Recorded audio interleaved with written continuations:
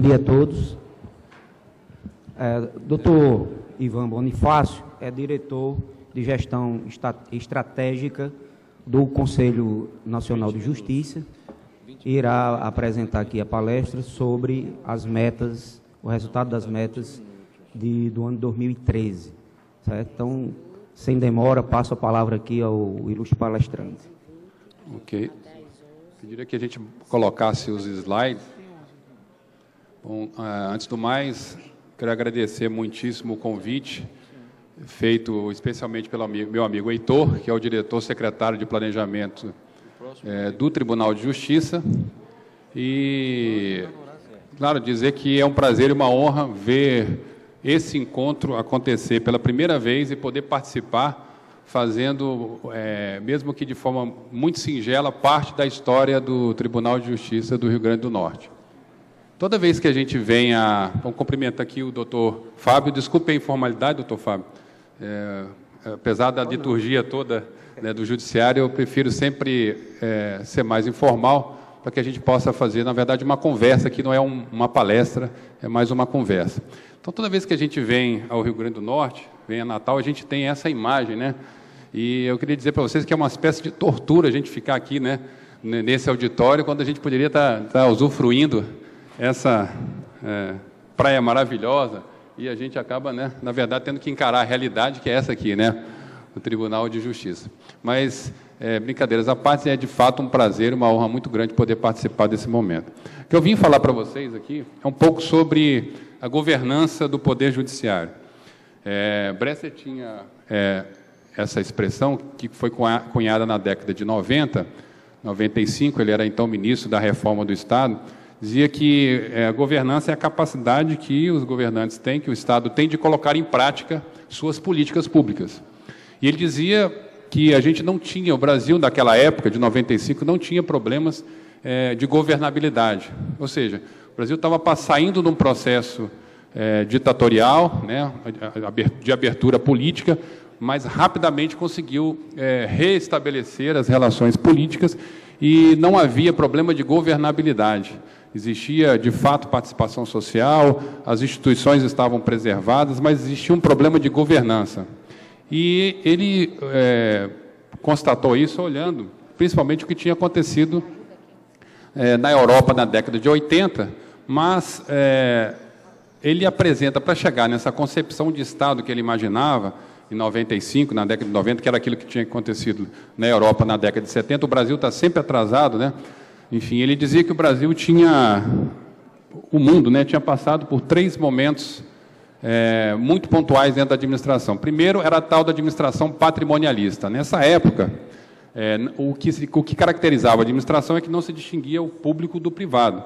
Então, o dinheiro do rei era do povo era do rei, não fazia diferença. E, claro, que na construção do Pacto Social, a pessoa que tinha entregado parte da sua liberdade para o rei, para o governante, ele recebia em troca uma certa preservação da sua vida, do seu patrimônio, enfim, inclusive da sua liberdade.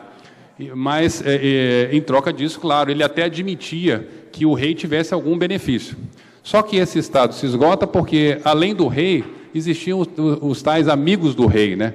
E a máquina começou a crescer demais, e o Estado já não suportava mais aquele modelo. Então, se evolui para um modelo burocrático inspirado nas ideias de Max Weber, e que o mais importante nesse aspecto era o controle das finanças públicas. No Brasil, nós temos um marco fundamental. Na década de 38, Getúlio Vargas cria o Departamento de Administração do Serviço Público. E, naquela época, o elemento fundamental era, de fato, o controle da administração pública. E aí eu sempre digo que o CNJ surgiu com 70 anos de atraso, porque o CNJ começa exatamente atuando como o Departamento de Administração de Serviço Público, DASP, atuava em 38, na época do Getúlio, preocupando com a seleção. Ali se estabelecem as regras para a seleção de concurso público, padrões de administração pública, patrimonial e de contabilidade, uniformização de padrões de serviços e de procedimentos para os órgãos públicos, isso em 1938. E em 2004, 2005, quando é instalado o Conselho Nacional de Justiça, essas são as nossas preocupações. Na verdade, o Conselho, falou muito bem aqui o conselheiro Emanuel, o Conselho surge no contexto da reforma do Poder Judiciário.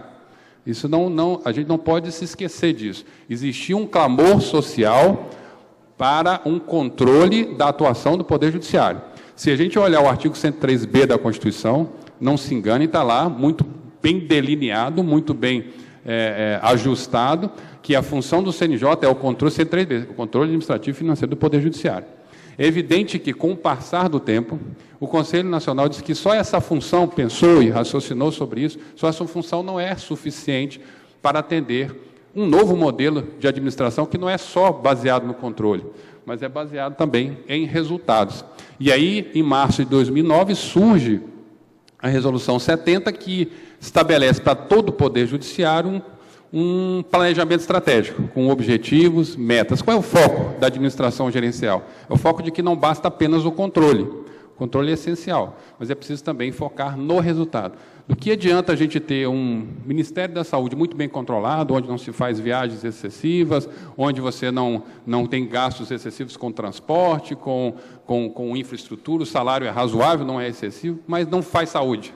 Quer dizer, você tem um controle efetivo do gasto, mas não está preocupado com o resultado que aquele ministério, aquele órgão que, por exemplo, o nosso Poder Judiciário tem que dar. Então, é esse conceito de administração que Bresser enxerga na década de 90 e começa a aplicar no Executivo, né, em 95, olhando para o que tinha acontecido nos Estados Unidos, mas principalmente na Inglaterra, da Margaret Thatcher, né, de que o Estado precisava, inclusive, ser um pouco menor, né. Havia necessidade de se publicizar algumas funções de Estado. No Brasil é tão engraçado que a gente até motel tinha, motel público, né? No processo, quem estuda o processo de privatização sabe disso, que o Brasil se preocupou tanto com abarcar todas as funções que o Estado poderia abarcar, que até motel ele tinha. Imagina o que seria no motel, onde você tinha que carimbar, assinar, registrar, verificar, enfim, deveria ser um negócio complicado, né?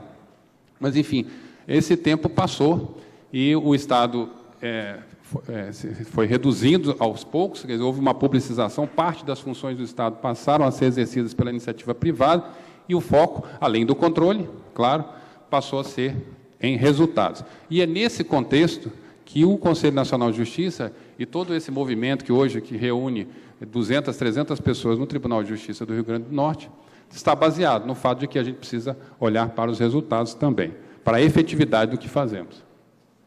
Mas aí a gente pensou num modelo que fosse do judiciário. Quer dizer, o que a gente quer, como é que nós concretizamos, ou seja, como é que nós tornamos concreta as políticas públicas do Poder Judiciário. E política pública do Poder Judiciário, entre outras, a gente poderia citar pelo menos 3. Ser acessível, ser célere e ser barato, no sentido de que seja compatível com o gasto que o Estado tem que fazer. E aí, para que a gente consiga concretizar essa política, a gente pensou em 5 perspectivas básicas. Planejamento, ou seja, preciso saber onde eu estou para definir onde eu quero chegar. Esse planejamento, essencialmente, tem que ter a participação de magistrados e servidores, esse é um fundamento básico, né, porque só faz a mudança organizacional quem efetivamente está operando essa mudança, então não adianta ser um planejamento de cúpula, então é o ponto número 1. Número 2, nós precisamos fazer, que acho que é a capacitação. Nós somos uma organização cujo capital essencial, fundamental, é o capital intelectual, não é o nosso patrimônio. Esse auditório belíssimo contribui certamente para a produção de ideias e de serviços de melhor qualidade, mas o fundamental não é bem a estrutura que precisamos, mas sim a qualidade do capital que temos disponível para melhorar o serviço. Então, o investimento em qualificação é essencial, é fundamental. E, claro, o uso inteligente da tecnologia. E depois eu vou falar um pouquinho sobre essa espécie de esquizofrenia comum, dessa necessidade de a gente automatizar tudo. A gente precisa... Se tem um cara estressado na organização, é o cara da área de informática. Não sei se aqui é diferente. Mas todo mundo quer, a todo tempo, automatizar tudo.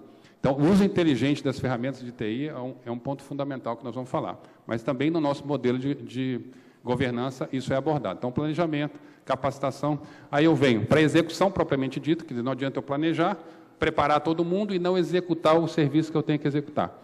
E não é só executar simplesmente o que eu venho fazendo sempre. Eu tenho pelo menos duas abordagens essenciais. Eu tenho que melhorar a rotina constantemente, fazer o que eu sempre faço, melhorando sistematicamente, eliminando procedimentos desnecessários, evitando gastos ou ações que não são, às vezes, muitas vezes são duplicadas, feitas pelas mesmas pessoas, pelas mesmas unidades, não, perdão, por unidades diferentes, mas eu tenho também que inovar, por meio de projetos, trazer serviços novos, trazer novas ideias que possam modificar a forma como eu atuo. E aí é muito difícil, gente. A gente tende sempre a melhorar o que a gente faz. Dificilmente a gente quebra um paradigma e deixa de fazer uma determinada atividade, porque não consegue enxergar a desnecessidade dela e passa a agregar outra que é muito mais importante. É muito complicado esse processo. Então, na execução, são dois aspectos que a gente olha. O outro é o monitoramento, então a gente precisa o tempo todo estar verificando se o que a gente planejou, né, com base no nosso conhecimento, né, e com base naquilo que a gente está executando, se eu preciso fazer ajustes de rumo. Então, monitorar permanentemente e, por fim, comunicar. E se as pessoas não sabem qual é o resultado que se espera, qual é a meta que a gente quer alcançar, qual é o projeto que é essencial, ninguém se engaja. Esse é um evento de comunicação. Eu vi estampado aqui, lá no tribunal, uma placa enorme, e aqui foram boladas várias peças de publicidade. Vocês vão receber aí uns presentes. Está muito bem bolada a campanha de publicidade para envolver a todos com esse objetivo, que é melhorar os resultados do Tribunal de Justiça. Então, essas são as 5 perspectivas. E aí, como é que o Judiciário, de um modo geral... Não sei se é para cá... A informática. Para cá? Para lá deu certo. Bom, como é que o Judiciário, de um modo geral, saiu? Essas são as 5 perspectivas. Eu não estou enxergando aqui, mas eu acho que está 60%, eu não gravei o número de cabeça, 61,29%, 20%. Essa é a média nacional e, evidentemente, que a parte da execução eu digo evidente porque as estatísticas mundiais apontam para isso. No momento de executar a estratégia, 90% das organizações falham, né? Porque não se comunica bem, porque não alinha recursos orçamentários com as estratégias. Vários são, porque sai da agenda, se estabelece uma agenda de que nós vamos fazer isso, e, na prática, a agenda do dia a dia consome recursos e pessoas e se abandona aqueles projetos que foram definidos como estratégicos, aquelas iniciativas. Então, o problema maior, de um modo geral, se concentra na comunicação.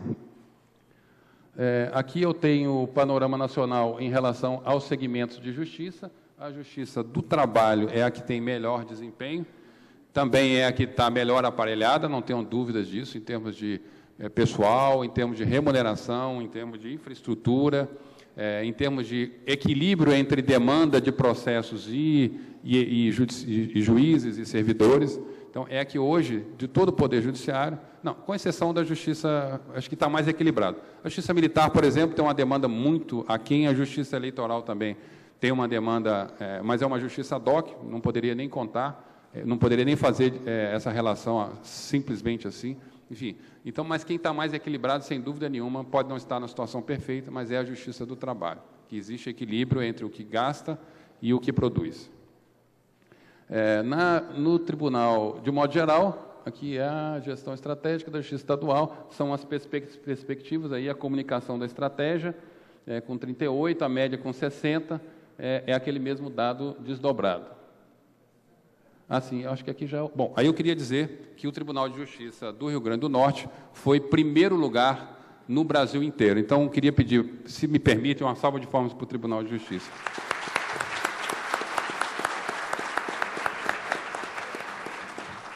É um resultado, claro, que foi impulsionado pela presidência, pelo Heitor, do planejamento, mas claro que é o resultado de cada um de vocês buscando esse processo de melhoria e de implementar um modelo de governança que possa facilitar os resultados do Judiciário. Aqui eu fiz um estudo, eu vou só comentar rapidamente, só para dizer que ainda é muito precária esse modelo de gestão em todo o Poder Judiciário. Eu fiz a seguinte relação. Para que a gente seja efetivo, eu preciso ter um tribunal, uma justiça que produza mais, que seja mais barata, que julgue os processos mais antigos e que reduza o seu congestionamento. Se eu conseguir atingir essas 4 dimensões, eu sou mais efetiva. E aí eu comparei esse resultado com o resultado de governança. Não consegui correlação, ou seja, correlação direta. Ou seja, quem tem melhor governança, ou seja, que aplica aqueles princípios, é que está produzindo melhor resultado? Estatisticamente não está comprovado ainda. Na Justiça do Trabalho há uma correlação muito forte, na Justiça Estadual não. Então, apenas 3 tribunais conseguiram atingir, pelo menos em 2012, pelo menos 70% de governança, que é o mínimo de atingimento daqueles requisitos, e nenhum tribunal de 2009, esse é um período que eu estudei, de 2009 a 2012, nenhum tribunal, nenhum segmento, tem tribunal que sim, mas segmento de justiça conseguiu reduzir a taxa de congestionamento. O que significa isso? Nós aumentamos a produtividade, nós reduzimos custo, eu fiz um cálculo, a taxa média de inflação de 2009 a 2012 é de 18%, então a média, não consigo enxergar, acho que é 11% na Justiça Estadual, a gente consegue...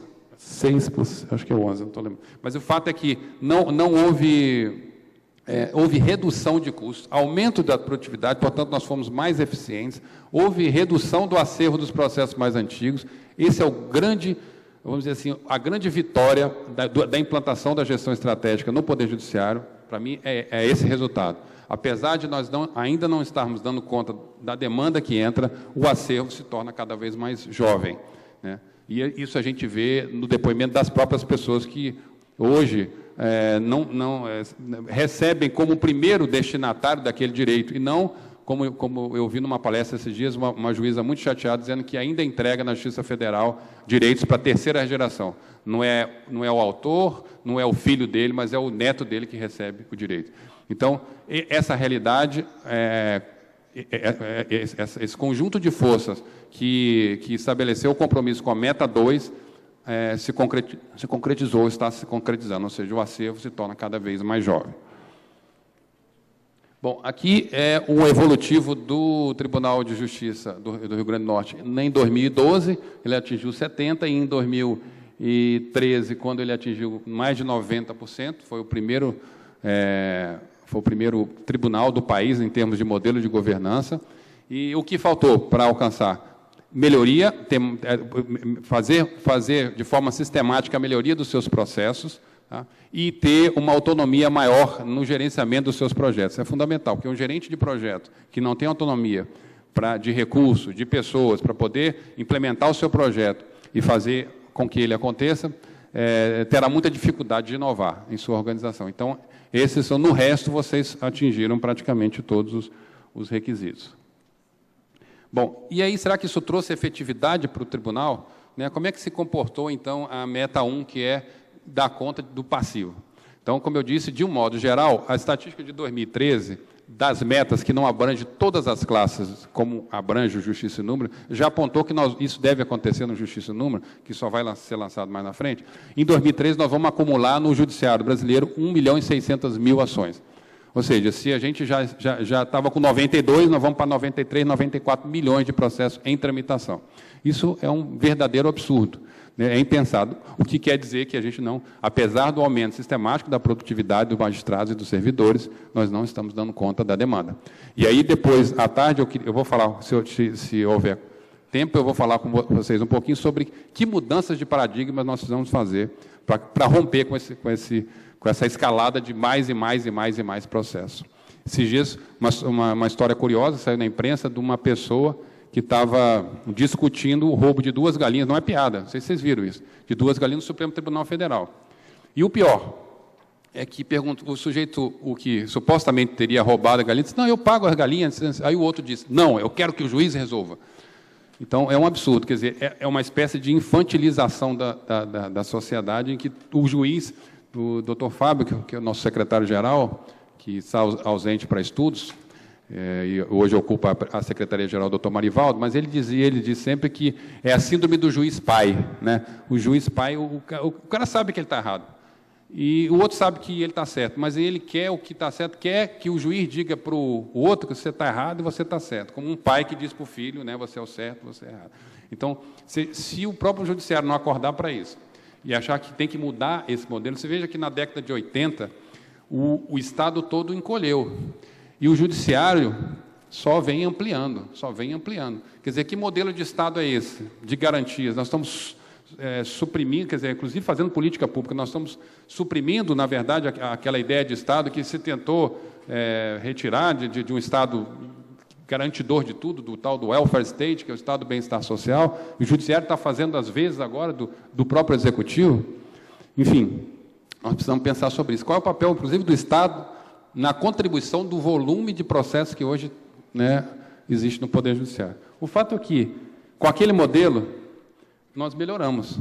A cada ano, nós conseguimos, apesar do aumento da demanda, aumentar a produtividade, a ano, reduzir, ou chegar mais próximo desse ideal, que é julgar pelo menos o número de processos que temos no ano. É ali outro para mim. Se alguém puder passar aí. Opa.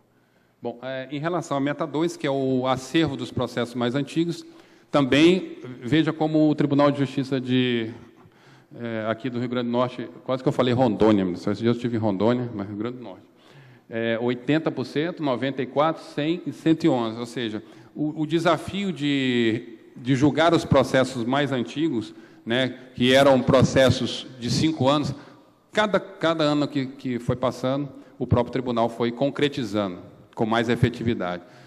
Eu costumo dizer que a meta 2 concretizou um princípio constitucional, doutor, que é o princípio da razoável duração do processo.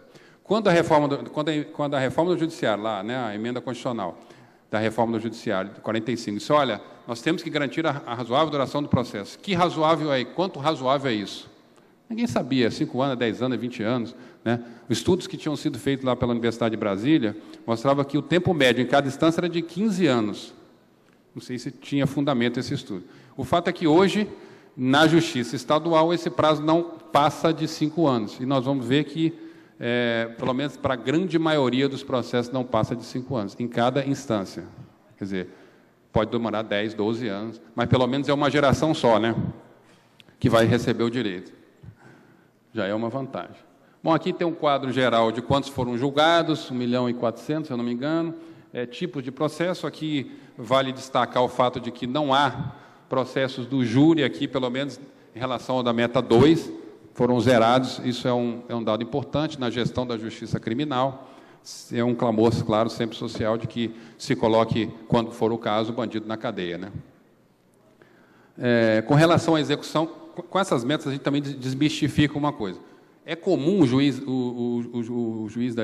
da execução dizer que não consegue diminuir seu acervo, porque não acha devedor, porque quando acha o cara não tem bens, etc. Mas o fato é que, na execução não fiscal, a gente tem conseguido, sim, reduzir, e o Tribunal de Justiça, apesar de estar ali, lá embaixo, gente, mas 19,78%, 19,78% de redução, foi um dos primeiros no Brasil inteiro, porque como a planilha ficou pequena, mas olha como é que vem reduzindo sistematicamente. Então, ali esse gráfico significa quanto menor, melhor. Então, não reduziu nada em 2010, reduziu em 2011, 12 e 13 em 19,78%. É um dado excelente. E desmistifica o fato de que não podemos fazer nada com a execução. Já na execução fiscal, que vocês... Ali é a execução fiscal, tá? Essa aqui é a não fiscal. A fiscal é que é mais problemática, e eu queria dizer da execução fiscal, que finalmente o pessoal acordou para o fato de que execução fiscal nada mais é do que um procedimento de cobrança. Faltam 10 minutos, acho que eu consigo. Nada mais é do que um procedimento de cobrança. E há 5 anos atrás, nós fizemos um seminário com procuradores gerais, procuradores de município, fazenda pública, juízes de execução, e alguém lançou a ideia de, poxa, por que não, entre aspas, privatiza esse serviço de cobrança? Quase mataram o sujeito, né? Vocês imaginam o que não foi? A revolta dizendo, olha, só quem pode cobrar imposto está na Constituição, é o Estado, isso é uma função típica de Estado, é impossível, não podemos fazer isso. E esses dias eu vi, bom, passou tempo, né? E aí os dados começaram a mostrar que 40% a 50% de tudo que está engargalado na Justiça é da execução. E boa parte disso é execução fiscal. Consegue avançar, é verdade. Mas aí, esses dias eu vi o Tribunal de Justiça de São Paulo. Quando o Tribunal de Justiça de São Paulo fala, aí o pessoal olha, eu acho que o juiz não está preparado para esse problema, o juiz não foi feito para cobrar. E aí, claro, a proposta que foi discutida lá no CNJ, numa audiência pública, é de que esse procedimento de cobrança seja desjudicializado, né, para as fazendas públicas, e eles façam o procedimento. Eu ainda tenho dúvidas, vai melhorar certamente para o judiciário. Eu só tenho dúvida se a fazenda pública vai ter estrutura para poder fazer essa cobrança. Eu ainda defendo absurdamente, e aí eu peço licença, porque como eu não sou bacharel em Direito, eu posso falar bobagem. Assim como o poeta tem licença poética, né? Então a gente aqui, que é administrador, tem licença administrativa para falar besteira. Então, se for besteira, vocês... Mas eu acredito que a desjudicialização é besteira? Não é besteira, não. A desjudicialização já é um passo, vai tirar um peso do Poder Judiciário, mas eu não sei se resolve, né? Enfim, mas vamos chegar lá. O fato é que essa situação é problemática ainda no Brasil inteiro, mas na parte da não execução, o tribunal deu um excelente resultado, foi o 3º lugar no Brasil, com redução de acervo, né, de processos na fase de execução não fiscal. Também estamos de parabéns. Bom, aqui é a meta 18, e a meta 18 eu costumo dizer que é a contribuição que o judiciário dá para ampliar os serviços na mesma dimensão dos tributos que pagamos todos os dias. Essa é a contribuição do Poder Judiciário. Então, essa meta foi muito feliz. Surgiu ainda na época do ministro Carlos Aires Brito, ele estava muito preocupado, né, que é o combate à corrupção e às ações de improbidade. Tivemos muita dificuldade. A meta foi audaciosa, porque estabeleceu o prazo máximo de 2 anos para o julgamento dessas ações. Não são em grande número, pouco mais de 100 mil se comparado com o volume de processo, né? Não é expressivo, mas o que a gente descobriu, claro, os juízes que trabalham com isso já sabiam, que é um processo muito complexo, a instrução é demorada, a formação de provas é difícil. Então, além do fato de que a gente tem um problema que é nacional, que é com relação às precatórias, que não acontece, né? Não acontece em todos os processos, e nesse processo a situação é mais difícil, mais dramática ainda. Tá? Mas o Tribunal do Rio Grande do Norte está com um desempenho que é superior à média nacional, mas tem espaço para melhorar. Bom, e aí eu vou terminar aqui rapidamente falando das metas para 2014. Eu nem precisaria falar, porque está muito bem divulgado. Vocês vão ter uma campanha intensa sobre que metas são essas, até para que vocês se comprometam ou até discutam se é possível ou não o alcance dessas metas. Mas nós vamos ter a preocupação com o aumento da produtividade, que é julgar mais do que entra. Ainda vamos... Por que aumento? Porque certamente a demanda vai aumentar, não tenho dúvidas disso. Então, vamos ter que aumentar a produtividade. A preocupação, que é a de sempre, meta 2, em reduzir a idade do nosso acervo, tentando buscar o ideal da razoável duração do processo. Quer dizer, não era comum, eu sei porque eu sou servidor do Superior Tribunal de Justiça. Eu falo de cadeira e os ministros não escondem. Não era comum, na quantidade avassaladora, cada ministro lá tem ministro que recebe 15, 17 mil processos, e julga 17 mil processos. Então, o que ele faz para aumentar a estatística? Ele olha o processo, é difícil? Bota naquele canto lá, vamos para o próximo. Olha o processo, é difícil? Bota naquele... Então, tinha aquela sala onde aqueles processos que ninguém... Deixa lá, porque, afinal de contas, eu estou produzindo. É estatística só de produtividade, sem olhar o acervo. E isso, com a meta 2, o próprio STJ deu uma virada nisso. E, claro, que isso acaba, de alguma maneira, comprometendo a produtividade, porque se você vai pegar os processos mais antigos, evidentemente que você vai demorar mais do que se você pegasse aquele processo com jurisprudência pacificada, uma situação mais simples, menos complexa. Mas o fato é que a meta 2 está aí, continua, então a gente vai, em 2014, perseguir ainda essa meta. Já foi bem comentado aqui a distribuição da força de trabalho, e aí não é bem priorização assim, eu diria. Não é bem priorização do primeiro grau. Claro que é, porque a gente sabe, historicamente, em todos os órgãos, não é privilégio daqui nem de qualquer outro, regra geral é que o primeiro grau tem menos recursos do que o segundo grau. Isso é regra. O juiz sabe disso, né? O juiz não vê a hora de chegar no segundo grau, né? Brincadeira, gente. Mas o fato é que ele só, principalmente no interior. Até porque não é só uma questão de destinar recursos, é uma questão de, por exemplo, conseguir que você fixe, por exemplo, um servidor no interior. Todo mundo quer vir para a capital, todo mundo quer voltar para a capital, onde tem os melhores médicos, as melhores escolas, quer botar o filho numa... Então, é um processo de fuga do interior. Então, evidentemente que lá é mais difícil. Mas o que se quer com essa com essa meta é a equalização de recursos. E o critério é demanda, entendeu? Onde tem maior demanda, se no segundo grau tiver maior demanda, proporcional à estrutura, ele vai, claro, ter mais estrutura. Se no primeiro grau é essa situação que se configure, ter mais estrutura. Claro que tem que se garantir o mínimo, né? Independente de qualquer coisa, tem que se garantir um mínimo. Não é que vai piorar o segundo grau para melhorar o primeiro grau, porque aí também não resolve nada, né? Você arruma de um lado e descobre do outro. É equalizar os recursos, tentando maior justiça. A meta 4, que é a meta da improbidade, continua, né? A meta 5, que é a das ações civis públicas, que foi um pedido do ministro Joaquim, para que a gente experimentasse esse ano, dar prioridade, até porque a gente tem falado muito isso, eu vou falar também na parte da tarde, de que o judiciário tem que buscar, para as demandas de massa, soluções de massa, né? Então, de alguma maneira, principalmente no âmbito do trabalho, talvez menos aqui no âmbito estadual, mas no âmbito do trabalho, é importante que se dê prioridade para as ações públicas. Há críticas. Tem juiz que diz, olha, não sei se vai valer a pena não, porque o sujeito pode entrar, independentemente de um processo judicial em que corra numa ação civil pública, ele pode individualmente requerer o mesmo direito, talvez não tenha muito efeito. Mas o fato é que ali tem direito difuso, direito de mais pessoas, você atende mais, você é mais efetivo. Então, o que nós vamos, né, foi o pedido do ministro, é que se priorizassem essas ações civis públicas. E a última é uma meta específica do Judiciário Estadual, que é a questão da gestão por competência. Eu sei que existe um projeto, está sendo desenvolvido aqui. Isso é básico, né? Aquilo que eu falei, é o investimento nas pessoas. Se a gente não puder investir naquilo que é essencial, que são as pessoas, na capacidade das pessoas em entregar resultados, não adianta de nada, não adianta excelentes computadores, sistemas maravilhosos, e às vezes, isso eu estou falando juiz e servidor, porque não adianta também um juiz muito bem preparado, de altíssimo nível, se a equipe que o assessora não consegue acompanhar o desempenho do juiz. Então, essa equalização de conhecimentos também tem que acontecer. Eu acho que com isso, eu terminei até antes do previsto, mas com isso a gente termina. Agradeço muitíssimo essa possibilidade de estar com vocês aqui.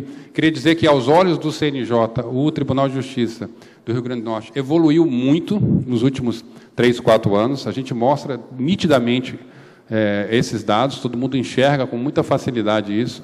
E eu acho que a escolha por ter um modelo de gestão, de vocês fazerem de forma participativa, envolvendo servidores e magistrados, discutindo métodos, trazendo aqui, eu sei que é a primeira vez que vocês têm essa reunião, que todos conversam e tal, que tenham mais, que discutam mais, que o pessoal daqui vá lá para o interior e vice-versa, porque também precisa conhecer a realidade lá, porque é diferente da realidade aqui. O pessoal fica falando muito assim, porque até o conselheiro falou, e é verdade, o Acre é diferente de São Paulo, mas às vezes você tem um município aqui, Natal é diferente de um outro município a 50, 100, 200, que é completamente diferente. As necessidades que o município tem lá são muito diferentes das que a gente precisa solucionar aqui. Então, é preciso também que a gente conheça o interior, conheça as cidades, conheça as dificuldades, vá lá enxergar, só vendo é que a gente consegue produzir um planejamento que seja adequado. O Heitor já me disse que tem a intenção de peregrinar, entre aspas, por todas as unidades do interior para conhecer a realidade de vocês. Muito obrigado, gente. Parabéns a todos.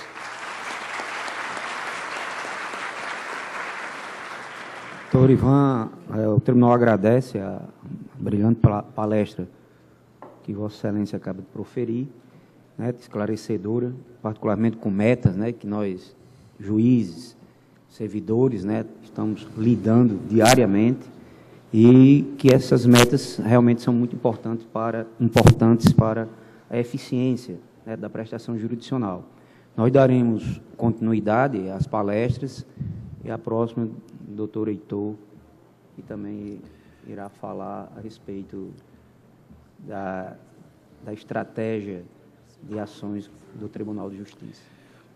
Convidamos, neste momento, para o lançamento do Observatório da Justiça Potiguar e Campanha das Metas, o secretário de Gestão Estratégica do Tribunal de Justiça deste Estado, Heitor César.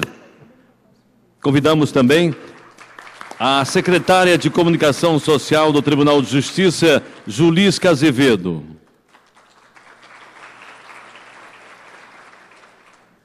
Bom dia a todos. Primeiramente, queria agradecer o tempo que vocês dispensaram para o nosso evento. Eu sei que são todos muito atarefados.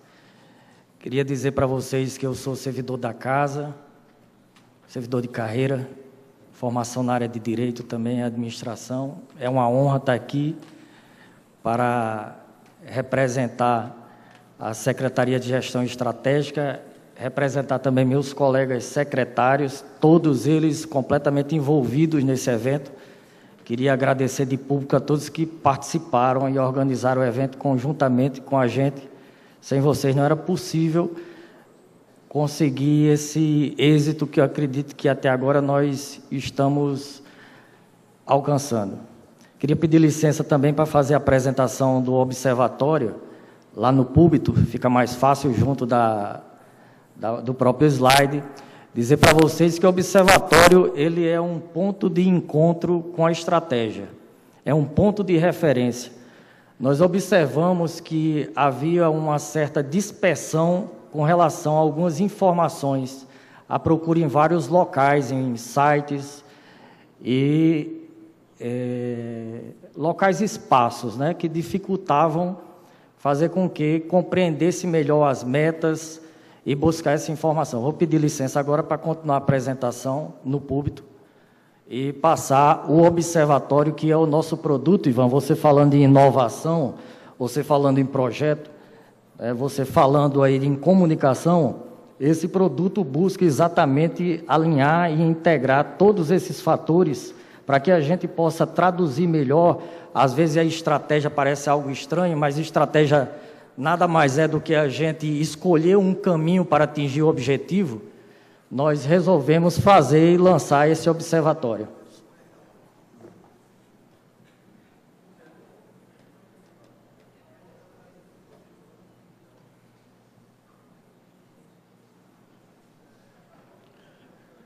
Bem, como eu havia falado, o observatório ele é um ponto de encontro com a estratégia. Esse é um dos grandes objetivos do observatório.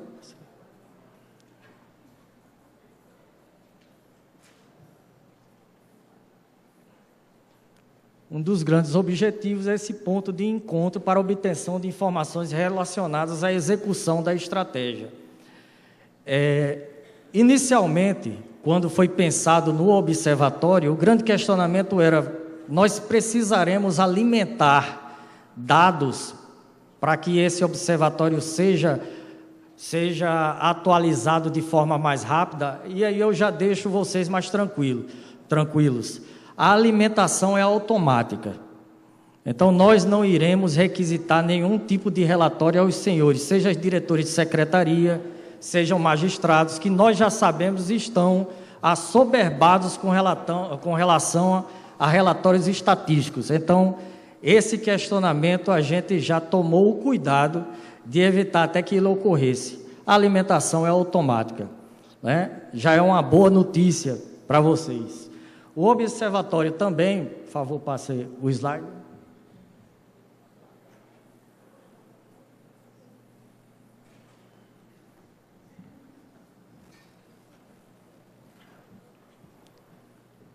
Ele traz, dentre outros objetivos, as estatísticas unificadas, a disponibilização de informações estatísticas por entrância, por comarca, por vara, subsidiar também estudos acadêmicos, aqueles que querem desenvolver um pouco mais em relação a esse tema.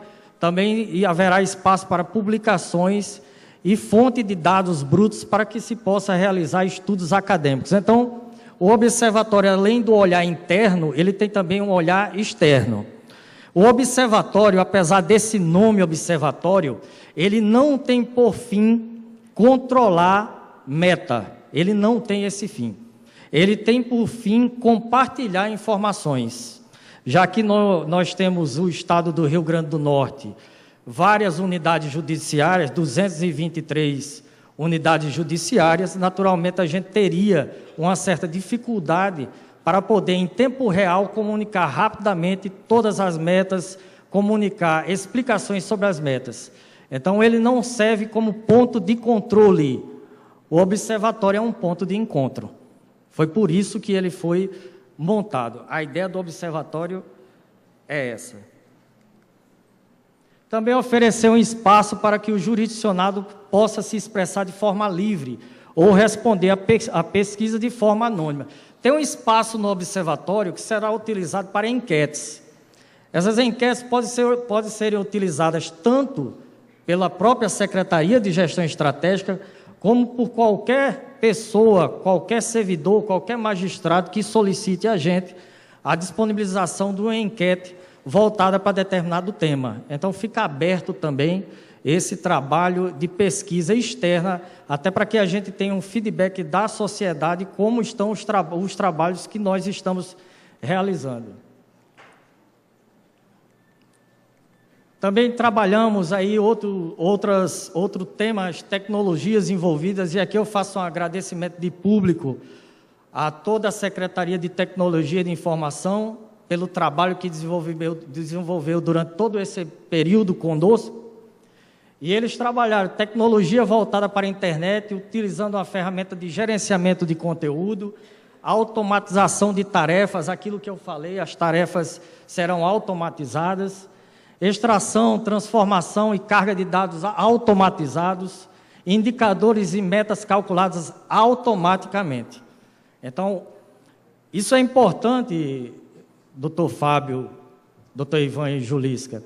Isso é importante porque também trabalha a qualidade da informação. A partir do momento que eu tenho que lançar dados, o risco é bem maior com relação à possibilidade ou à probabilidade de erros. E a gente tem tentado trabalhar a qualidade da informação até que, para que ela se traduza num dado real.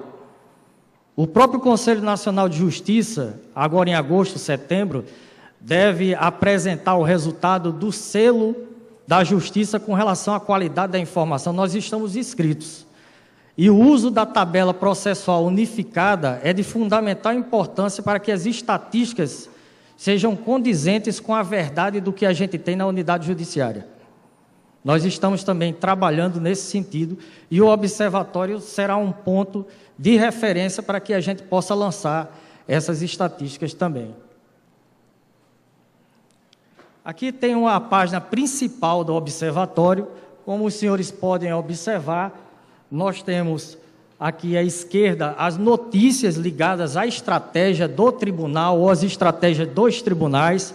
A gente faz um trabalho interno dentro do setor, um trabalho de inteligência da informação, em que a gente busca saber quais são as melhores práticas nos tribunais, o que eles estão fazendo para avançar nos indicadores, e isso vai ser replicado também no observatório. Como disse aos senhores, essa pesquisa externa, que a gente chama essa pesquisa de mercado, ou a inteligência do negócio em si, quem vai buscar é a própria secretaria e disponibilizar através do observatório para os senhores.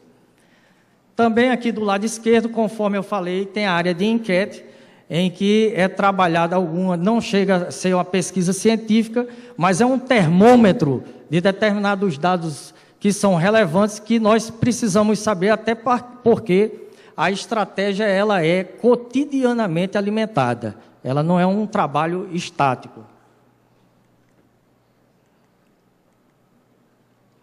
Na parte superior, temos a área de consulta, é essa área de consulta a principal área em que vai ser acessada pelos senhores que tiverem interesse em obter informações com relação ao observatório. Também a parte de publicações, tem trabalhos internos, fizemos um trabalho para a presidência com relação à competência de algumas varas, a redistribuição de força de trabalho, a redistribuição ou ampliação ou transformação de varas também. Pretendemos publicar esses trabalhos para que aqueles que não tiveram acesso a esse documento tenham acesso e possam também se manifestar.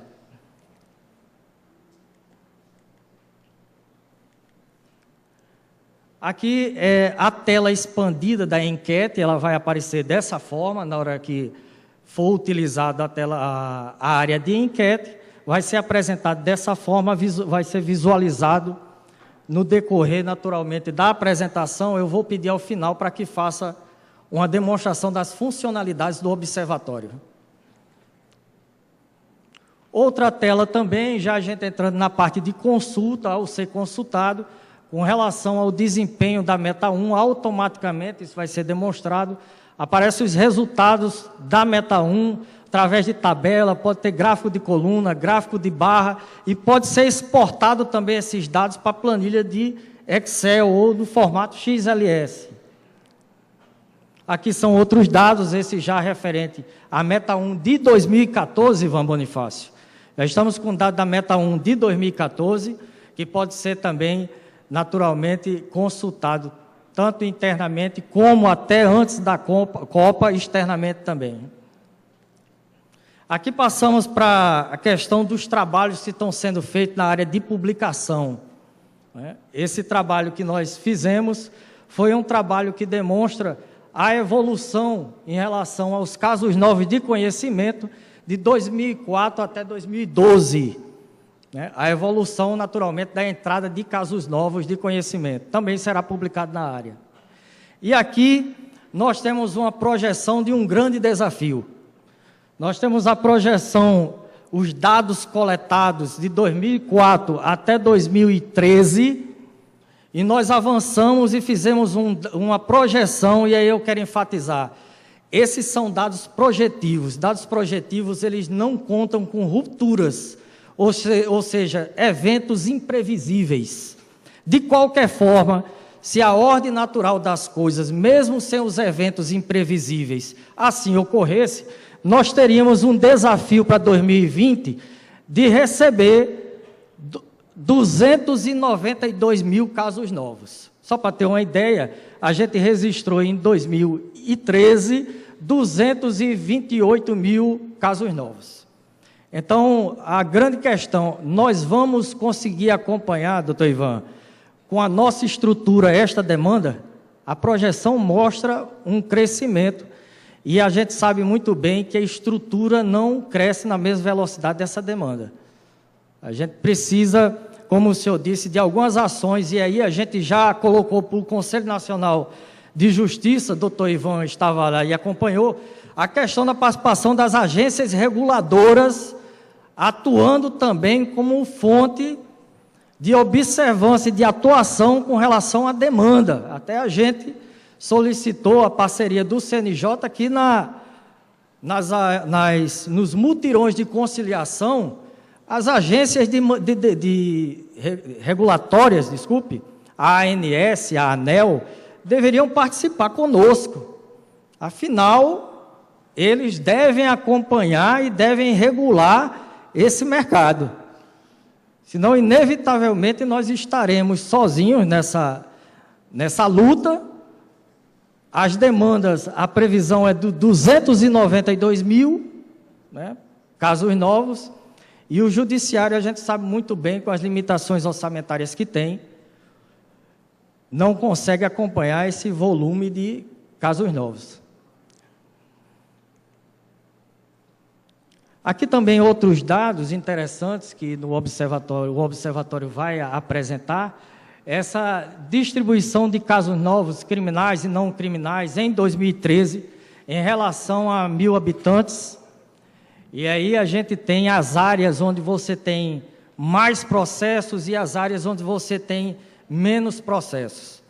Esse é apenas um dos estudos que nós vamos apresentar no observatório também.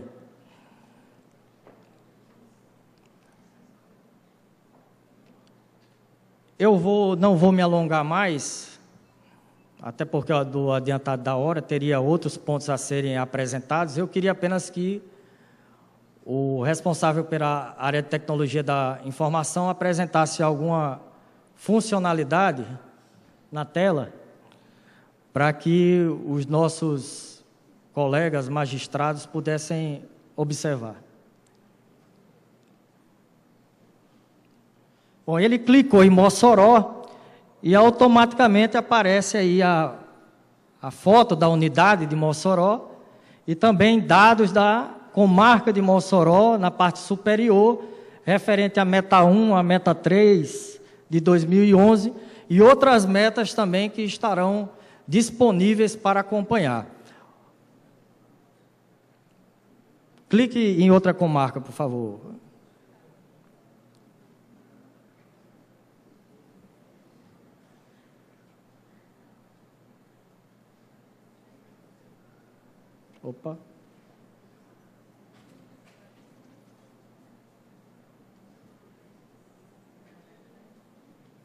Então, essas são fontes de informações, como eu já relatei para os senhores, retiradas automaticamente.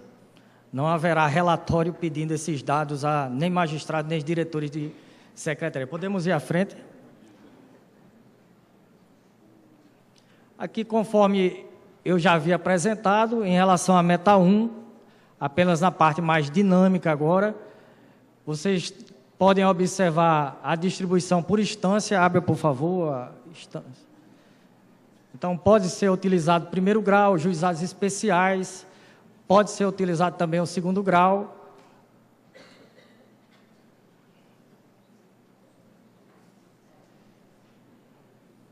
Bom, feita a demonstração,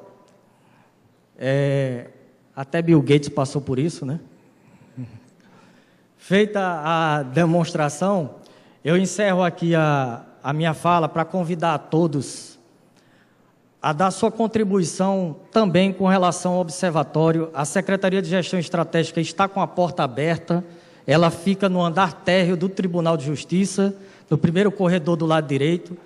Nós estamos completamente envolvidos nesse trabalho, queremos que todos participem. A gente sabe muito bem que nós estamos aqui apresentando resultados, mas que o resultado, na verdade, todos eles têm construção pelos senhores, a gente tem a plena consciência disso, e sem a equipe motivada a gente não consegue, a gente também tem a plena consciência disso. O primeiro lugar foi resultado do trabalho, do esforço, da dedicação de todos vocês. Não existe resultado isolado, a gente não acredita nisso. E do apoio também que a presidência deu a todas as ações e vem dando a todas as ações. Com essa fala e agradecido da oportunidade de poder estar aqui, representando a secretaria, meus colegas secretários, servidores, que eu encerro minha fala e passo a palavra a Julisca Azevedo.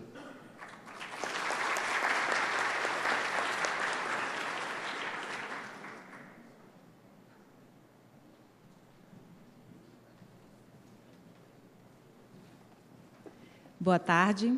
Aproveito para cumprimentar todos os magistrados presentes, na pessoa do Dr. Fábio Filgueira, juiz auxiliar da presidência e um grande apoiador do trabalho da comunicação no tribunal, e a todos os servidores da pessoa de Dr. Ivan Bonifácio, presente aqui representando o CNJ. Neste momento, eu peço a atenção dos senhores para conhecerem a campanha das metas 2014 do Tribunal de Justiça do Rio Grande do Norte.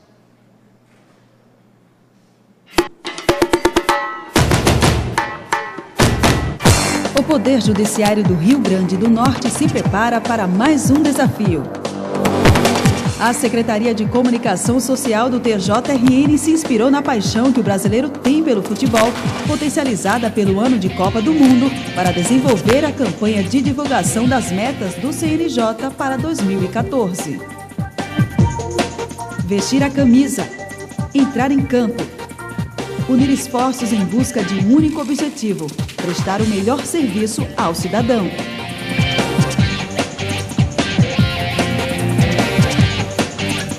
Essa é a principal mensagem da campanha, que tem como público-alvo magistrados e servidores e como maiores beneficiados os jurisdicionados.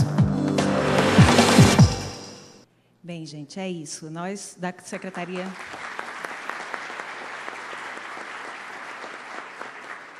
Obrigada. Nós, da Secretaria de Comunicação do Tribunal de Justiça, recebemos mais uma vez esse desafio de dizer a vocês que as metas estão aí, que elas existem e estão batendo na nossa porta. O CNJ, doutor Ivan Bonifácio, que o diga, já está nos cobrando os resultados. E nós procuramos, nosso desafio foi dizer isso a vocês de uma forma o mais envolvente possível. E encontramos, nesse ano de Copa do Mundo, o tema do futebol, o tema da seleção, o sentimento de equipe, o sentimento de união em torno de um só objetivo, como inspiração para produzirmos essa campanha. Bem, como eu estou dizendo, os desafios nossos, colocados na nossa mesa, foram envolver e convocar servidores e magistrados, apresentar esse conceito das metas em uma linguagem universal, uma linguagem que seduzisse a todos, e difundir esse senso de equipe, de que só conseguimos resultados como o do ano passado, em que fomos o melhor tribunal do Brasil em gestão estratégica, se estivermos unidos, e a comunicação acredita totalmente nisso. Eu vou mostrar para os senhores mais uma vez, que no vídeo passou bem rápido, algumas das peças de comunicação que foram produzidas para esse encontro, para esse ano de 2014. Os senhores já viram certamente no computador o wallpaper.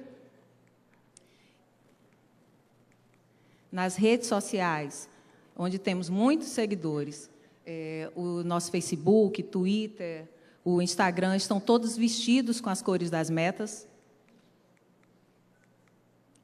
Foram também providenciadas no mesmo tema, com a mesma tipologia, as etiquetas. Camisetas, que os senhores ainda vão ter a oportunidade de recebê-las um pouco mais à frente, que são camisetas que já pode aproveitar e torcer, não só pela seleção do tribunal, mas pela seleção brasileira também, porque estão inspiradas na nossa camisa da seleção. Vai ter camiseta com todas as metas, a gente trouxe da meta 1 para exemplificar. E vestimos o nosso Tribunal de Justiça, desde ontem, com um banner gigante, que visa não só lembrar todos os dias aos servidores e magistrados que temos as metas a cumprir e que somos uma seleção em campo para vencer esse jogo do Poder Judiciário, como dizer à população também, dizer a quem passa e circula próximo ao tribunal que estamos ali unidos, trabalhando para prestar um melhor serviço ao cidadão. Vestimos o Tribunal de Justiça de verde, amarelo e azul. Temos os banners que estão espalhados aqui também, no local do encontro. Cartazes que vocês vão receber em todas as unidades judiciárias. E eu queria aproveitar e dizer a vocês que não só a atividade fim tem metas a cumprir. Nós, da comunicação, também temos. Atividade meio que tem, e o CNJ está sempre nos cobrando o cumprimento de metas e apresentando estatísticas que devemos cumprir. Eu queria voltar para a tela dos indicadores da comunicação, rapidamente. Bem, nós temos 3 indicadores a cumprir. O primeiro é o índice de parcerias estratégicas, que tínhamos como meta para o ano passado 4 parcerias estratégicas, e a comunicação fechou 9 parcerias estratégicas, que são convênios com emissoras de rádio e televisão que transmitem os conteúdos de comunicação produzidos pelo Tribunal de Justiça gratuitamente. Nós somos o único poder constituído que não tem verba publicitária. Então, tudo que é divulgado do Poder Judiciário em televisão e rádio é gratuito por meio de convênio.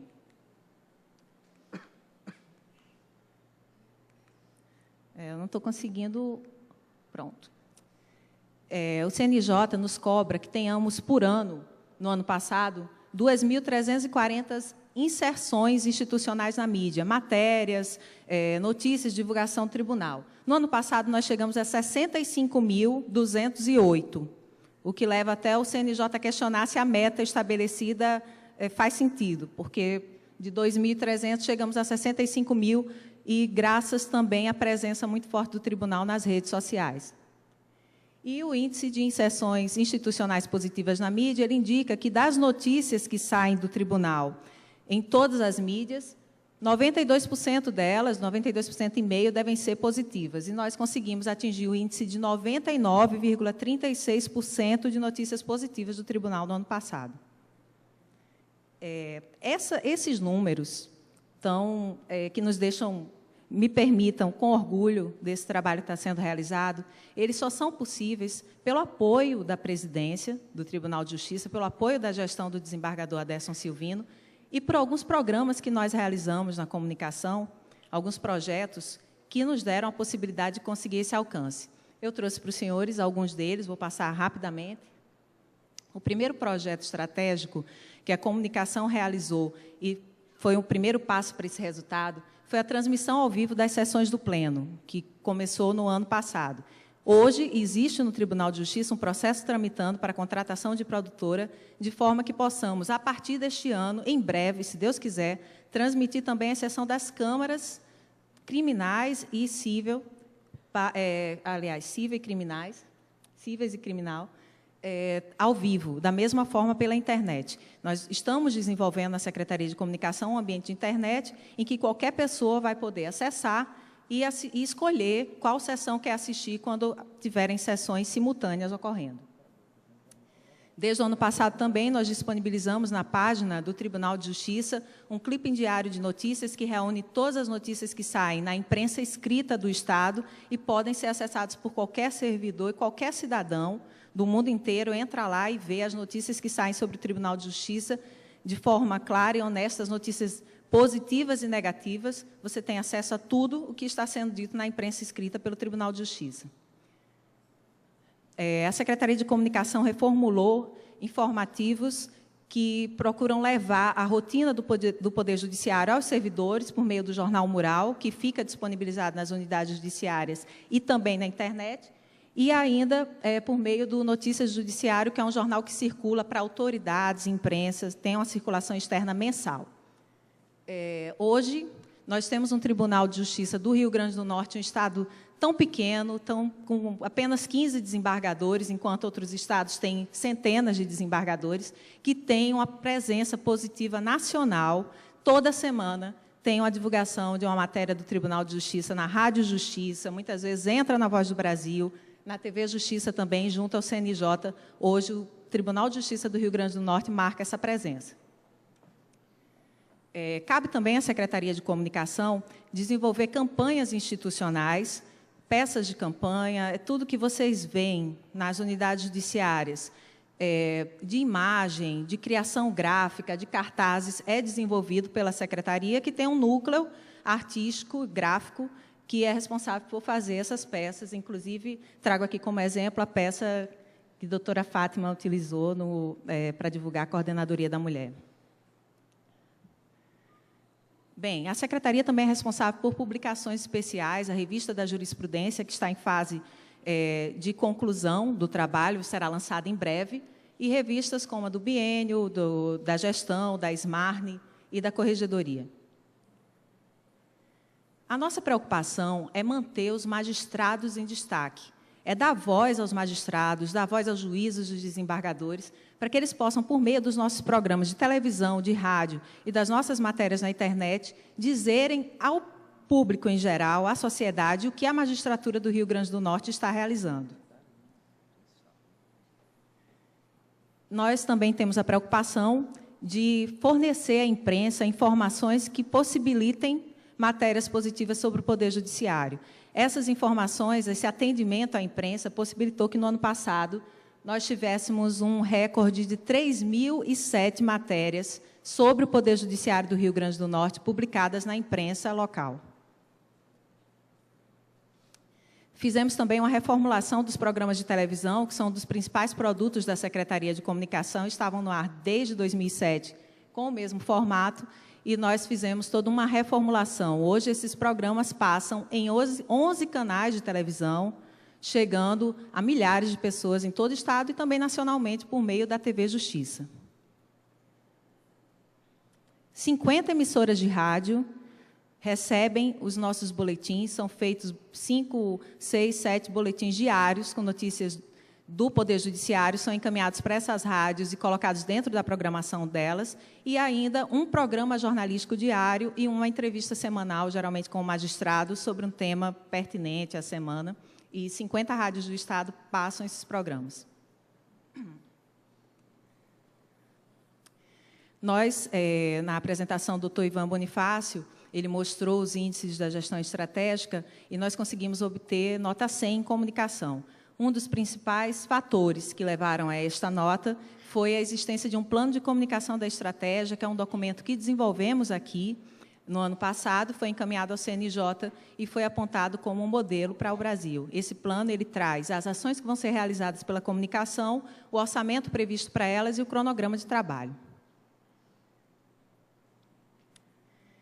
Só no site do Tribunal de Justiça, como produção da Secretaria de Comunicação, produção interna, nós publicamos em 2013 1.392 matérias e foram produzidos e estão disponibilizados no site do Tribunal 1.399 boletins de rádio somente no ano passado. Nós também estamos produzindo documentários em vídeo. Fizemos o documentário dos 25 anos da Smarne. Atualmente estamos produzindo o documentário do Expresso Judiciário, que será exibido em todas as comarcas que receberem o programa. Está em fase de finalização. E temos outras demandas de documentários que até o final do ano devem ser produzidos também. E, por último, somos hoje o Tribunal de Justiça do Norte e Nordeste com o maior número de seguidores nas redes sociais. Nós temos esse número, acho que é de quarta-feira, 11.221 seguidores no Twitter. Todos os dias ganhamos muitos seguidores. Hoje, certamente, devemos estar com um número maior, porque estamos, inclusive, transmitindo esse evento também pelas redes sociais, o que leva a uma procura maior. Temos 4.600 fãs no Facebook e fomos o primeiro tribunal do Brasil a criar um Instagram, que já tem em torno de 800 seguidores, e no canal do YouTube estão lá disponibilizados todos os programas já produzidos pela Secretaria de Comunicação, assim como as sessões do Pleno e os documentários. É isso que eu gostaria de apresentar para vocês. Agradeço muito a paciência. Muito obrigada.